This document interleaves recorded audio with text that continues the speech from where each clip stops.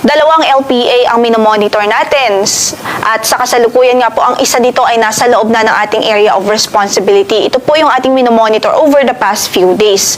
Huling nakita ang kanyang sentro sa layong 560 km hilagang-silangan huyan ng Itbayat, Batanes at kasalukuyan ay medium po o katamtaman ng kanyang tsansa na mabuo bilang isang bagyo. Ibig sabihin po niyan, after 24 hours ay may posibilidad na tumaas ang kanyang tsansa na ma-develop into a tropical cyclone.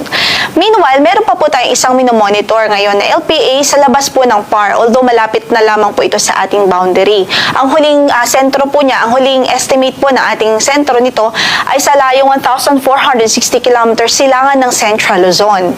At ngayon nga po ay katamtaman din, same with the LPA dito sa northeast part ng ating extreme northern Luzon, katamtaman din ang kanyang tsansa na mabuo bilang isang bagyo.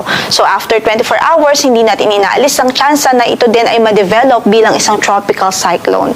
Sakali man po na tayo ay magkabagyo sa mga susunod na araw, 2 to 3 days from now, ay ipapangalan po natin sa next na bagyo natin ay Bagyong Pilandok. At kung sakali man po na itong parehong LPA ay ma-develop into a tropical depression, ang next naman po na ipapangalan doon ay Bagyong Queenie.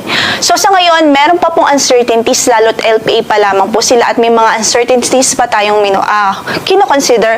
Ang ating advice ay patuloy pong mag-monitor sa magiging updates ng Pag-asa ukol dito sa weather disturbances.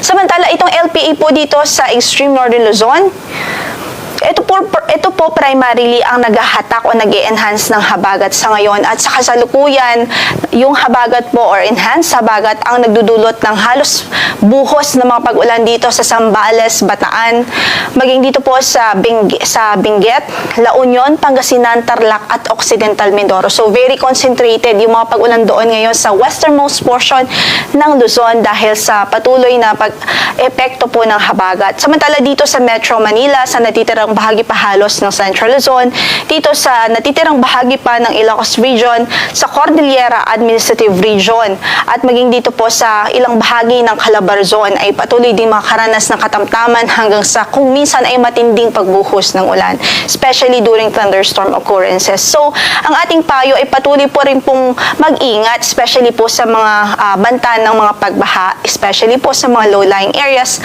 at sa mga lugar na malalapit po sa ilog.